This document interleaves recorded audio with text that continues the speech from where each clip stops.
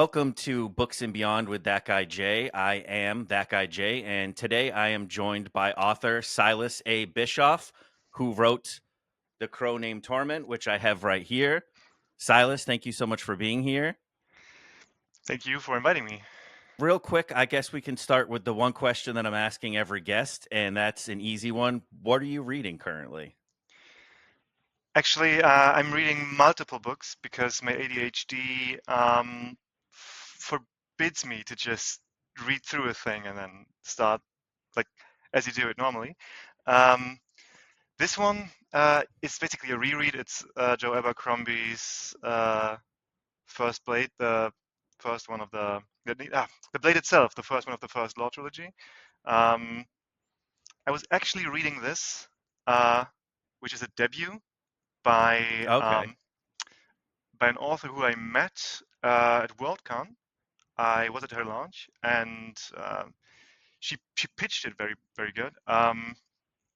Basically, she's a Chinese author or from a Chinese family living in New York, I think, um, in the US at any rate, maybe nearby. uh, but yeah, and she's also a dancer.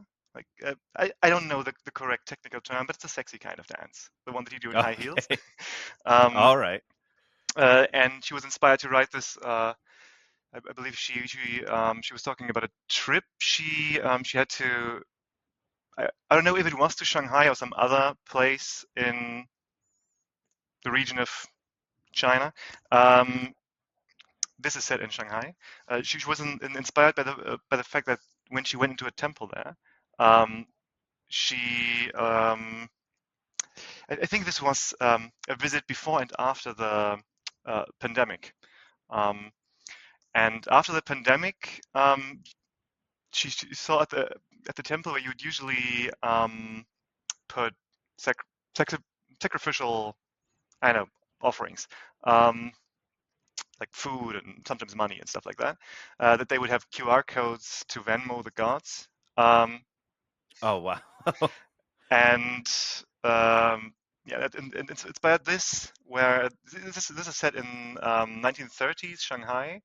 It's a bit of a noir crime thing with a dark urban fantasy background where it's like gangs against gods and spirits. That sounds Yeah, very cool. yeah, but I don't know why this just snuck in between. Sometimes cozy Yeah, it reads that I happens. just need. Yeah. And I'm the same. I usually have an audiobook going, a physical book, and then sometimes even a Kindle book for in bed or in the car when I'm just hanging out. Yeah, I mean, this is just two of like this. I have also an audio because sometimes I try this immersive reading thing. But for me, sometimes it works, but most of the time it works like the other way around, where like the one is distracting me from the other, and then just 100% distracted from everything. Um, Yeah, I it's can like see how that could happen. it seems like you have to lock in some way, and like your mind has to lock in some way. But and if it doesn't, I don't know if it's the speed being slightly off or just there's something on your mind that like where That's the key for me is I have to get the audio matched up perfectly to my reading speed to your like reading in that speed. Yeah, moment. So it's like if I'm having a distracted day, I have to slow it down a little bit.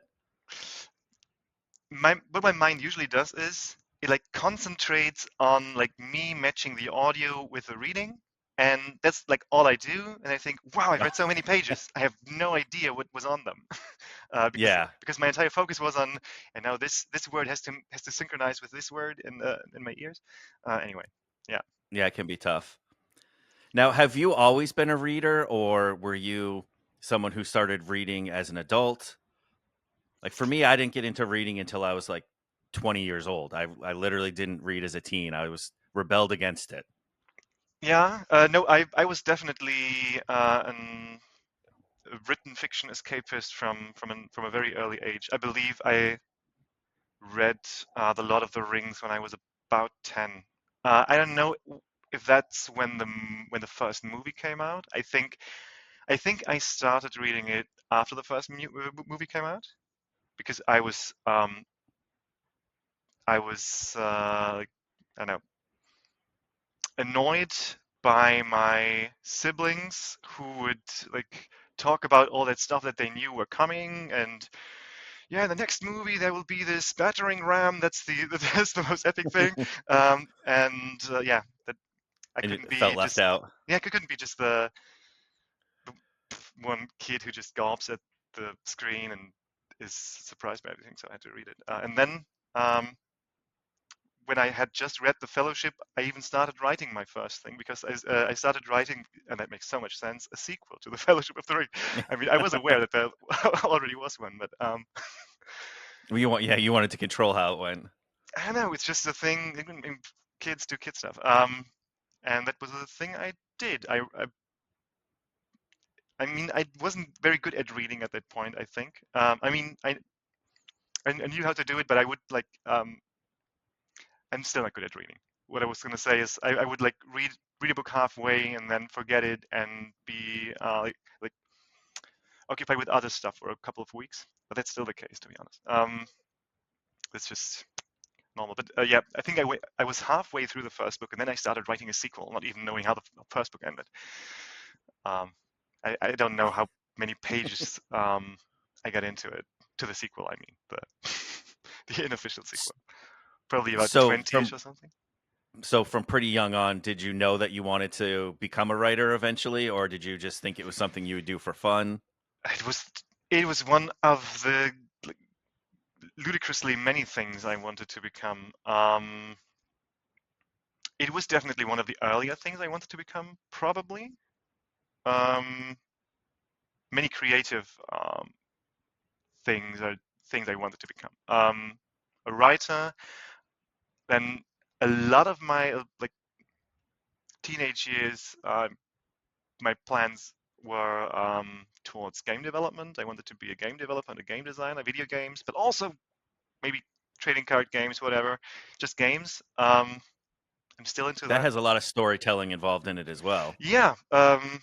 Also, tabletop role-playing games, which I'm also doing a lot, usually as a dungeon master slash game master slash whatever you call it in other systems. I don't know. Do you play tabletop role-playing games? I actually, as of I guess it was about 6 weeks ago, I joined my first D&D campaign with some Mm. fellow book talkers. Yeah, bookish people are like probably writers, and it, I mean, okay, we know from experience that voice actors are probably the best people to Yeah, to play D&D absolutely. campaigns with. I know if Critical Role is something that you got into or anything I've of that watched sort. it over the last year. I've watched not a ton, but I mean each session is like 4 or 5 hours, so I definitely have multiple of those sessions under my belt watching, but I haven't completed a Yeah, whole they are campaign. insanely long. Um, Yeah, yeah, but like second best to the crew of Baldur's Gate 3 voice actors is probably writers and readers. yeah, yeah. I think anyone who's big into fantasy as a reader is gonna fit right into the world.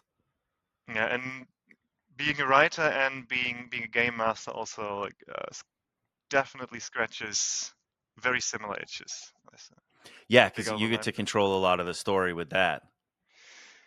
Anyway, I think the question was I an early reader? And now we're here. Yeah, Yeah, well, I was an we early covered a reader. couple of my other questions, so Okay, yeah, I was an early everything geek related, and it's just all blending together in my memory. yeah.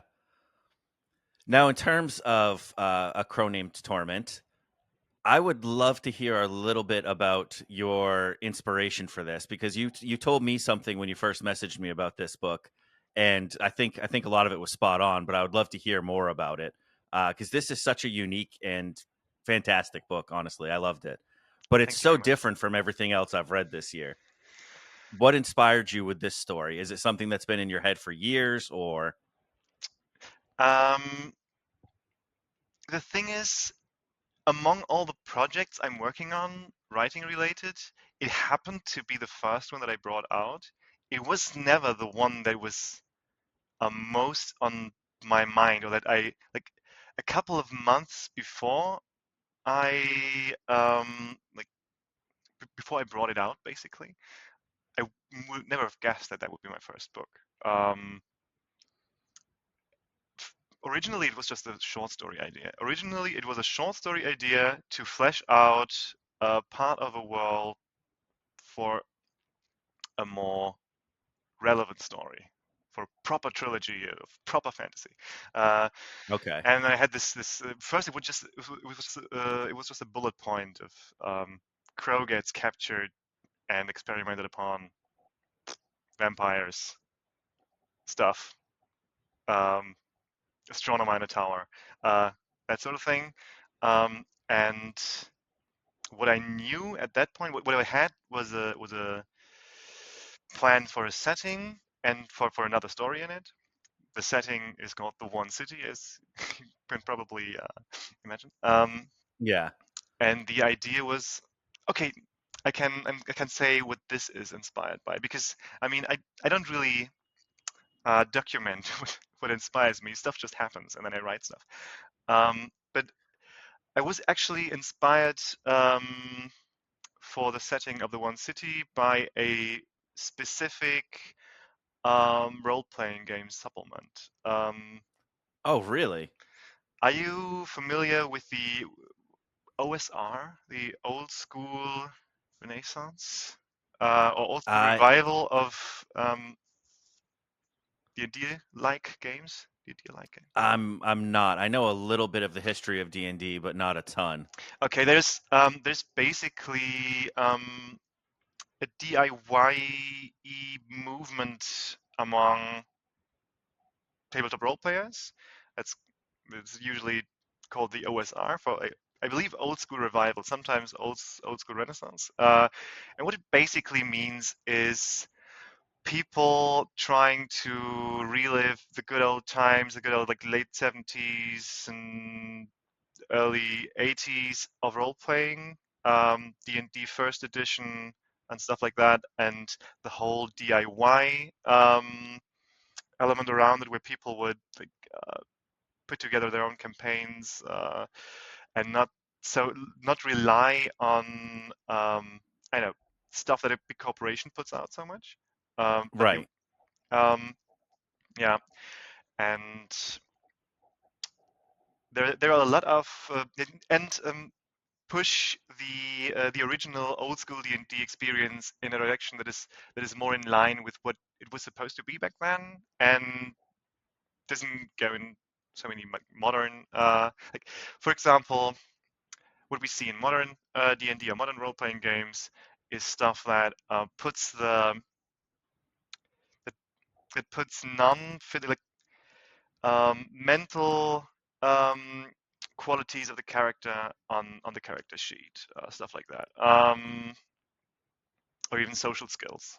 Uh, where in the original, like the original idea of how you'd play D&D first edition is that that sort of stuff you'd always have to play yourself.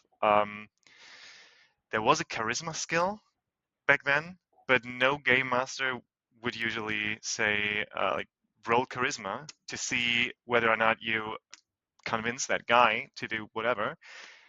You just have to convince them, and then Oh, you roll. okay. I get you. Charisma is just gives you a bonus on certain rolls that are more abstract. But usually you do all that stuff yourself.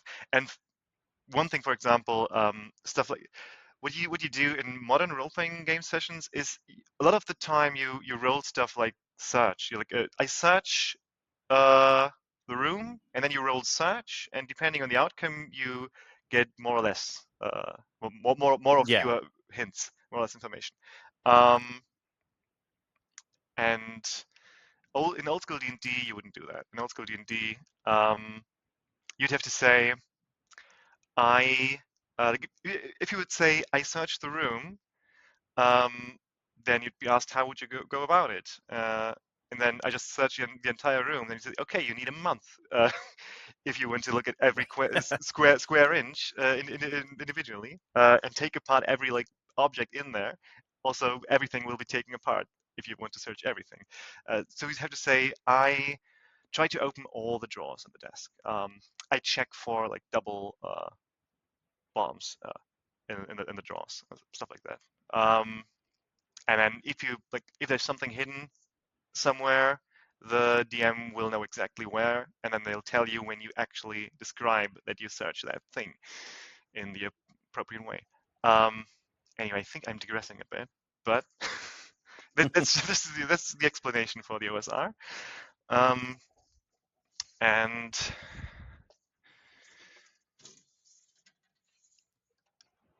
what you get when you look through products that are being brought out by people who design stuff for this. Yeah, I'd say this is the main inspiration for the setting of the one city. I don't know if you can. Okay, I'm gonna have to look that up later. It's called Oh, Vornheim. I even like the art style. Yeah, the guy who did it is actually a serious art painter. His name is Okay. Zach Smith or Zach Sabbath. Um, he lives in not New York. No, he lives in L.A. I think he lives in L.A. He's also a porn star. Um, yeah, and he's a D&D geek, and he's also apparently um, cancelled for allegations of sexual assault. Can I say that on this?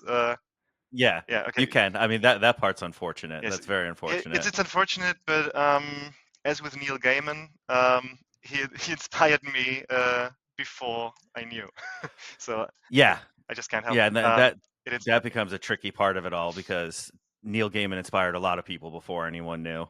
Yeah, I would also have arrived at Neil Gaiman in my um, listing stuff that inspired A Crow Named Torment, because I think it's probably obvious that that I read a lot of Neil Gaiman and that his prose, Stardust has, I think, um, an old-timey fairy tale, but still modern in the way that the characters talk prose, which is similar to what I do. Um, Yeah, and of course, the whole Dream Realm stuff is very reminiscent of The Sandman and I guess also Neverwhere, the way how there's a world behind the world or something. Um, yeah, so I remember, I believe it was George R. R. Martin is responsible for this quote, but I know writers always usually get put into two categories, either an architect or a gardener, where an architect would be someone who knows how many rooms are going to be in the house that they're about to write about, and a gardener plants the seed and kind of lets the writing take them to the design of the home.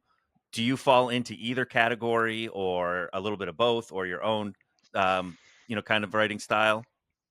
before I really found out how I have to write, um, I was very convinced that I was an architect.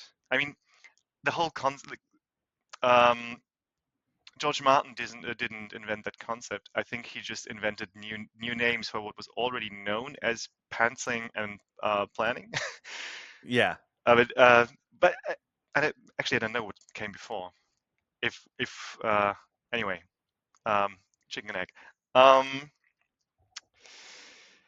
I was very convinced that I was an architect slash planner because I'm also a scientist. Um, I am a physicist by training. I'm also an IT guy. I'm coding a lot. Um, so I'm definitely one to plan ahead usually. That was Right. also what I did when I was planning my first novels. I mean, I've only one novel out, but I've definitely um, started a lot of them, and not that a lot of not finished, a whole pile of not non-finished projects.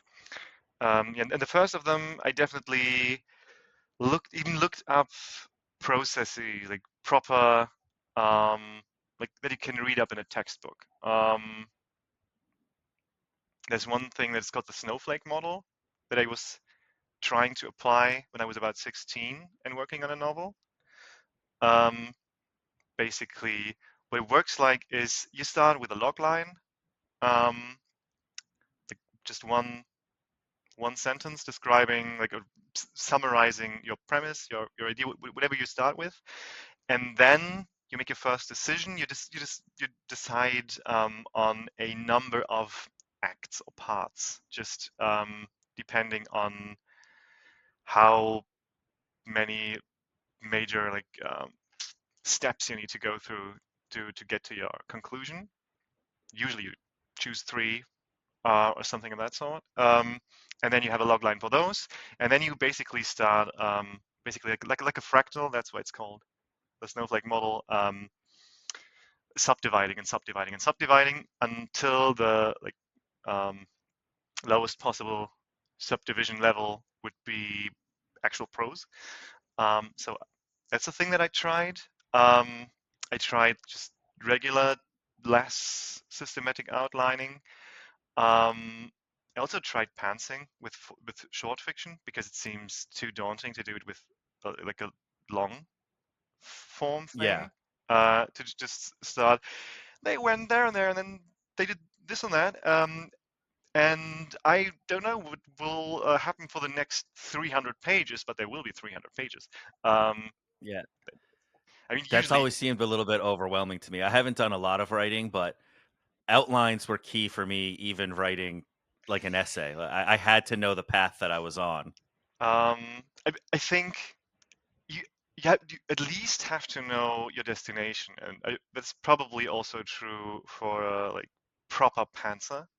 They I think usually what people know before they start is probably something like the final scene, or something along those lines. Maybe, like, or just a major scene later on, that they try to work towards, where they have this one image, like, even if it's just a guy, standing at a cliffside looking down and then jumping and then learns he can fly or something.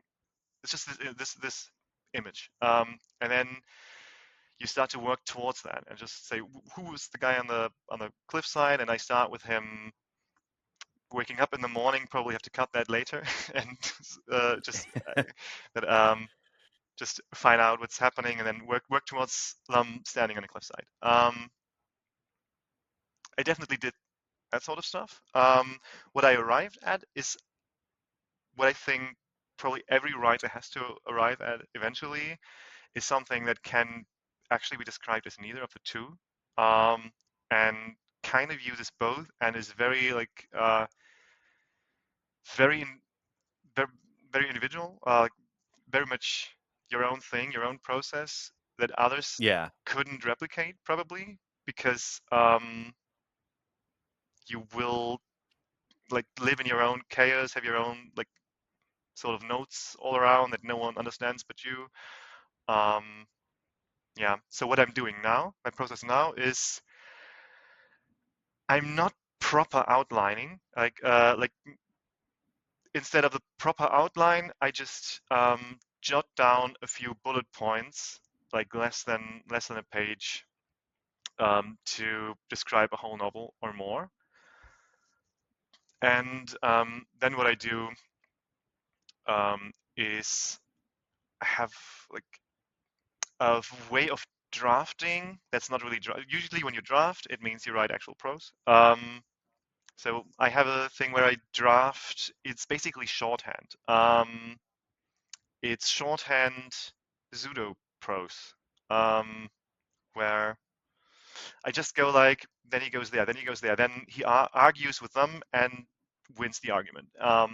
And then this happens, and then in an epic sword fight, he beheads that person, and but then they're very sad because it reminds them of that. I don't know. It's just, like that. And it's absolutely no prose that anyone would want to read, but I do write full sentences, and I do write paragraphs that probably end up structural elements in the final final thing as well. Probably more than one paragraph, but yeah, and that's sort of a script then. It's like I'm writing a script that when I write the prose in earnest, I I ascend from scriptwriter to director and make these characters and props that I just smashed on the page do the thing properly. Um, yeah, that's my process currently. And this first draft is really rough, really quick. I can basically write a chapter in 10 minutes in this form, and then almost everything happens that is eventually going to happen.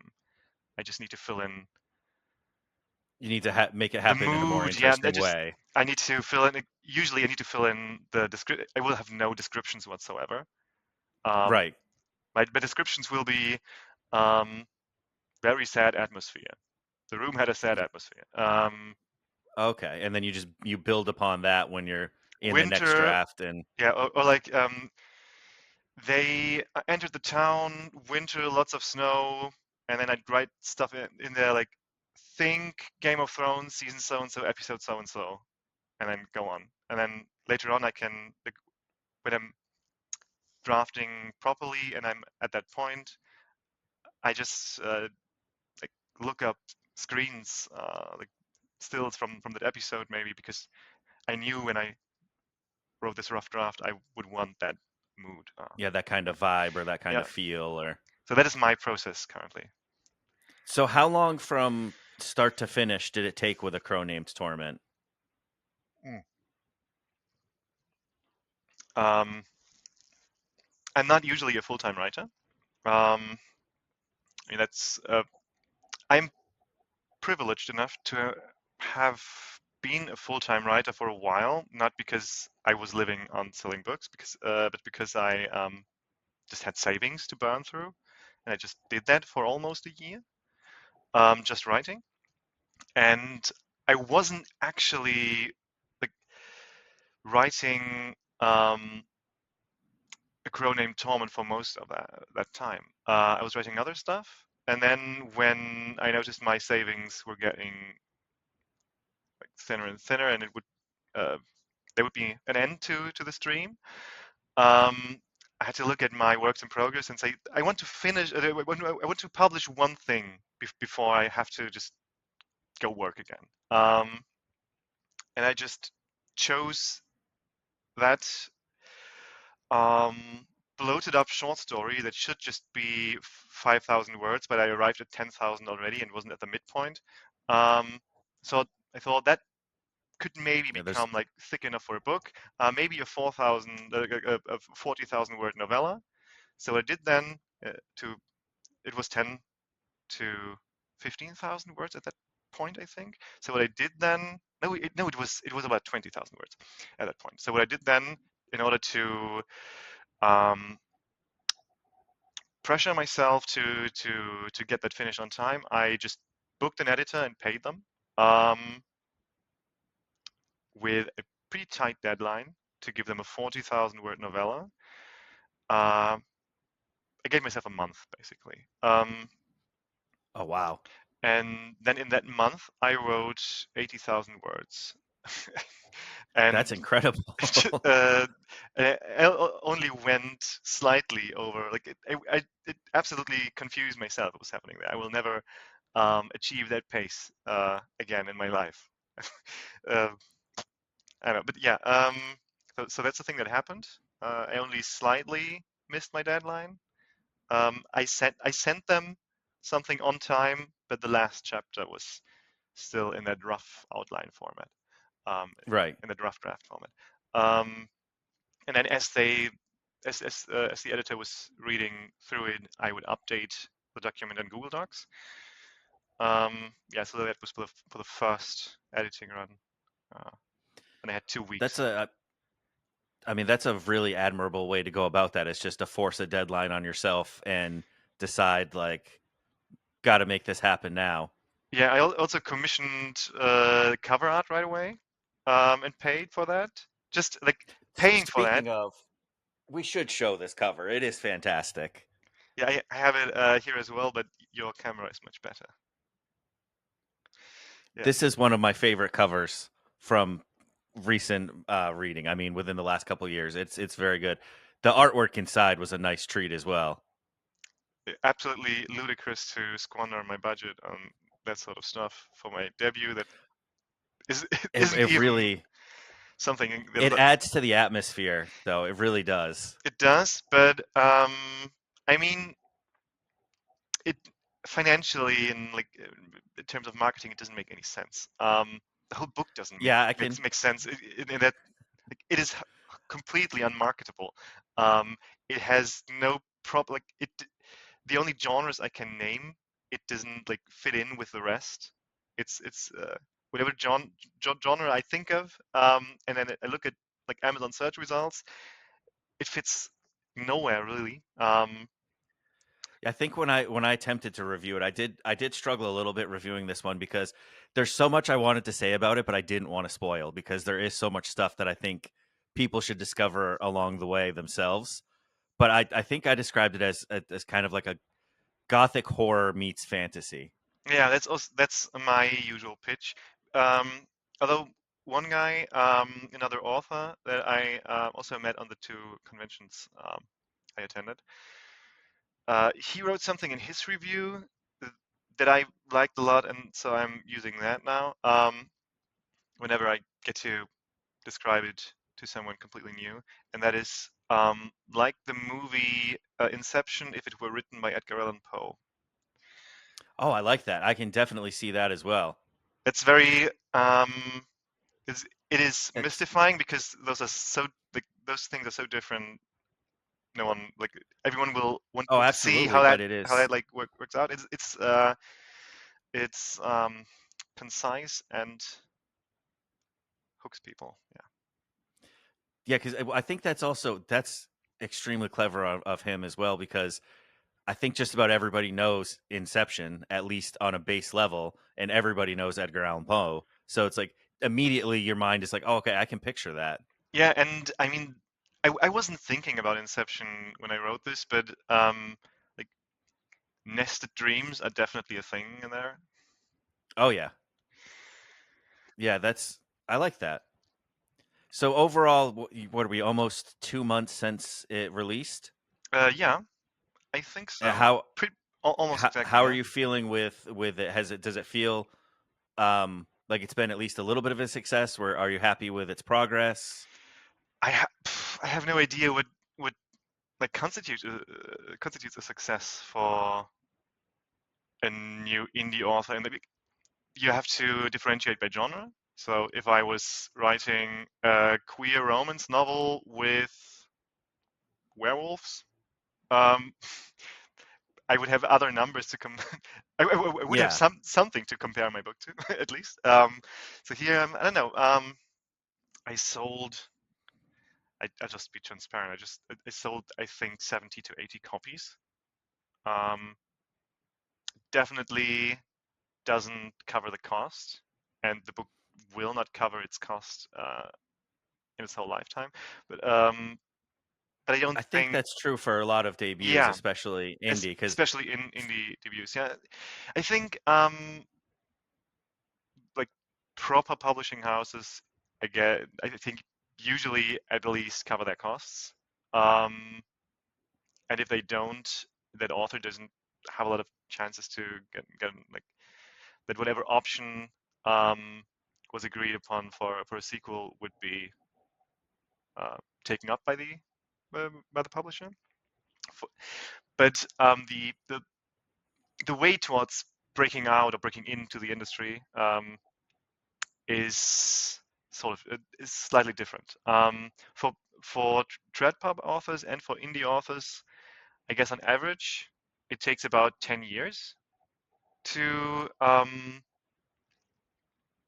have success to become a professional that can uh, pay the rent writing. right, Um, but you do different things over the course of these 10 years.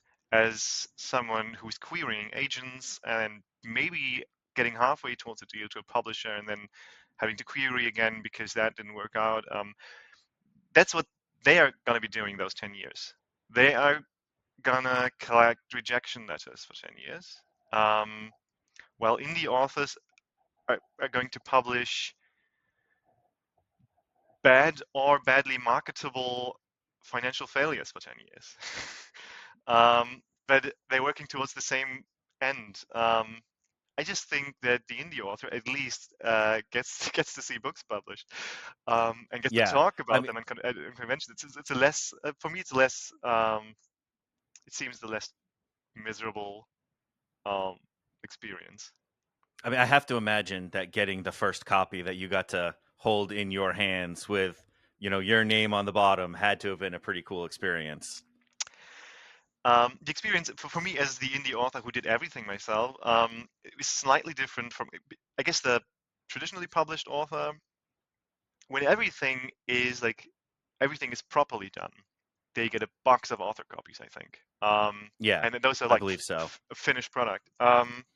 Whereas I got um, stuff that needed fixing in the print files a few times before I had finished. So I guess the moment is a different one, and it's sort of less clear Yeah. what book is like that I got in the mail is my first copy and is not work I have to do. That's true. That's very Uh, true.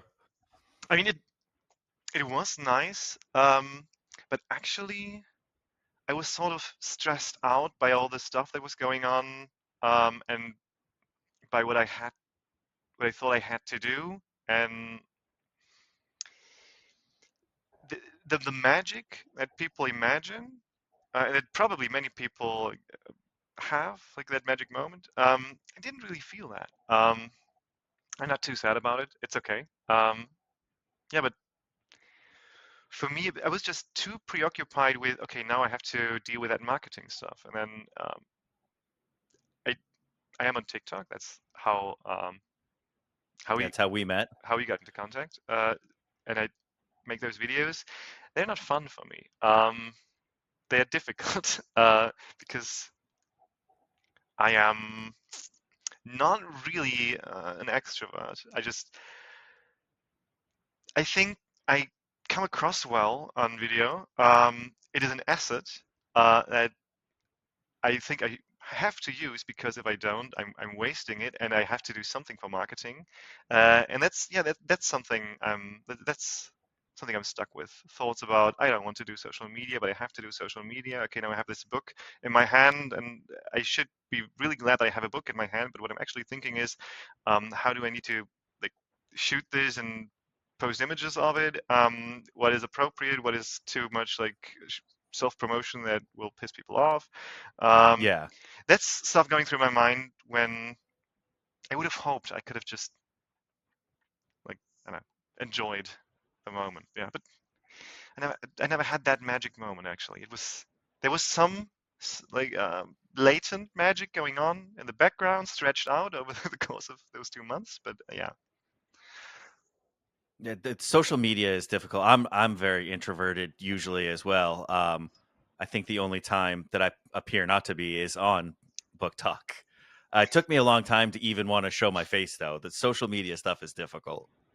yeah, it's weird how many people who are actually not that comfortable with that sort of stuff really like get into videos on social Yeah, like media. I here I get am, an introvert starting a podcast with a video aspect. Yeah, and especially all the bookish people, like on at those conventions. What I noticed that a lot of probably a majority of the people that are writing and like reading geek fiction are neurodivergent in some sort of way, and probably the same goes for maybe like geek influencers, geek content creators.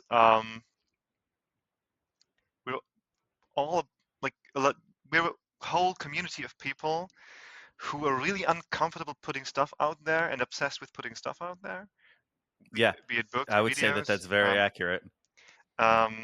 Yeah, and like a very common thing is people congratulating each other and praising each other for the great stuff they did, while knowing that they themselves would feel very uncomfortable being praised like Yeah, that. Still, they do it to each other all the time. yeah, that is very true. So before we wrap up here, what's the writing future look like for you? Are there new books in the works currently? Is it too soon to want to jump into trying to write 80,000 words again? I don't know if that's gonna work. As I said, it was a one-time thing that it's probably like, I don't know, a one-time boost that every author gets, and I just spent it on that. Maybe I don't know if that was a good in investion. Is that the correct word? Yeah. But yeah, I am writing at the moment, but very um, very rudimentary. The time that I get to take to write. Um,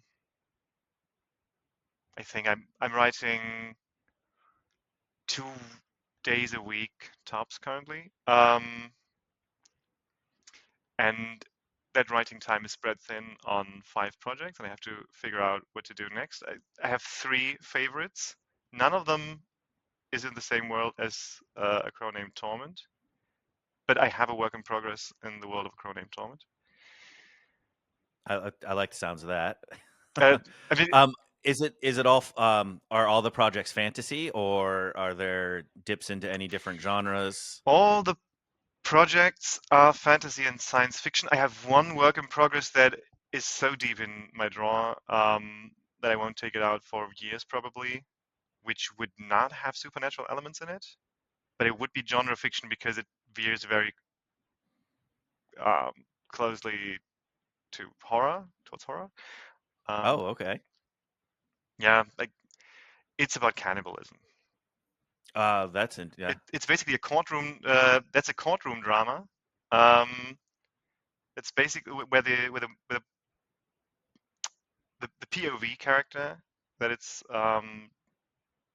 from whose perspective it's told is a lawyer, a very like narcissistic um, career person whose specialty it is to defend women who committed um, like basically vengeance murders and stuff like that, um, who have been assaulted or raped. And the actual main character that's about is her client, and that client is a former surgeon who consensually with their surgeon spouse, basically what they did is they took him apart. Like, so the client is the wife, and the husband was also a surgeon, and they had this fetish together, consensual, um, where they amputate parts of him and eat them together, until like at some point he couldn't work anymore, and excuses like explanations about like uh, accidents that happened wouldn't have made sense anymore. So they lived off of savings and moved to a shack, like a little like away off like the grid, and conclude their little love project, which is with a stolen artificial heart. Keep him alive while they eat his heart, um, and then Oh my. he gets to die um, painlessly, and then the whole shack is burned to the ground, and she basically gets a new identity, lives somewhere else, can't be a surgeon anymore because it's triggering for her, um, and suffers a little bit from the fact that she cannot talk about this with anyone. Um, yeah, and then um, an FBI agent picks up a cold case about that missing couple, um, those two missing surgeons, and finds finds out enough to locate her, and then his that FBI agent, his specialty is like he's an absolute asshole. His specialty is um, going undercover and entering the lives of women who are probably like uh, who are probably murderous in cold cases and stuff like that, and goes into relationships with them, um, and like gaslights them and manipulates them in order to get at confessions or stuff like that. And he does that with her, um, but it backfires, and he abuses her psychologically to a degree where she enters a psychotic episode in which she murders and partially eats him. Um, but she is not well organized in that situation, so she gets arrested, and that's basically the backstory. That's supposed to be unraveled, not necessarily chronologically, in that courtroom drama.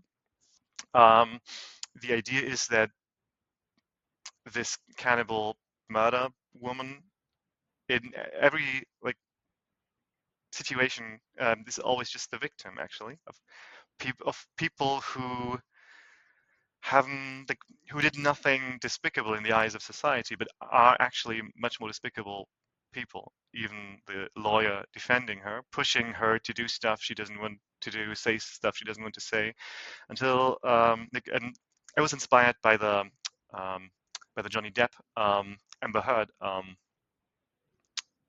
process. The Yeah, that massive case. that I process. think I actually heard once of a story of a serial killer It who, was inspired by that. well, yeah, I saw some documentary about it, but he would find willing victims on the internet. Hmm. In the case that I heard about, where it was consensual cannibalism, Hmm. and I think he got caught for one particular case, where I believe he did kill and eat someone. Ah. Interesting. If you find that name, give it to me as research Yeah, material. I'll look that up. I'm pretty sure I saw it might have been a podcast about it. I'll definitely let you know. I'm giving the whole outline for the least relevant of my works in progress because I won't be working on it for a while because I have to learn so much about. It's supposed to be set in California, and I have to because it just fits. Um, Yeah, and I would have to learn so much about court procedures in California. It was at, the, at this like it would be too tedious at the moment. I probably have to travel there to just get it right, and yeah. But that's the idea, and I also have the final moment for the book, even written down. I have the final chapter almost written down, oh wow. because the idea is that this lawyer, who's also a woman, she's a career woman. She's pushing her client to make this whole thing a public spectacle, like the Johnny Depp Amber Heard thing, and uses that to use public opinion to sway the jury and stuff like that. And then the final moment is that this cannibal double murderess is basically um, pleaded, not pleaded. She's basically not convicted. She's not guilty. Um, the verdict is not guilty, but she was too distraught at that point, too mentally uh, broken to attend court, that final court appointment, final court session. And while she is, yep, at the same moment, she's hanging herself in her cell. So that's the moment. So while her team of lawyers celebrate, she's hanging herself in her cell. That'll get people. That's That's that's the kind of ending that people that's talk about. that's the idea. Yeah, but I spoiled it, so people now have to just forget that I ever talked about it. Yeah. Well, the way social media works, people do tend to forget. So It's probably not gonna turn out exactly like that because it's an outline for something I will maybe write in 5 years or so. yeah. Well, I think I've taken enough of your time.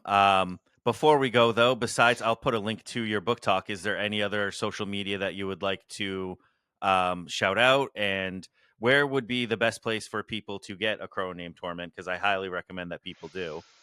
Um, Usually, indie authors would now name their own shop or something like that, where they get the best cut and don't have to like feed the monster that is Amazon. But I just have to say Amazon because I can really use like the boost for the. I mean, the sales numbers are boosting the search results and relevancy for search results and stuff like that. So if you buy it on Yeah. Amazon, which is my main sales channel, because I just don't currently I don't have the means to reach as many people on in other Well, I ways. think I should be able to link to the Amazon as well in the notes for the show, so I'll do that too. I can give you a link that will send people to their respective Amazon shop for their country. Perfect. All right. Well, thank you so much for joining me. I appreciate this.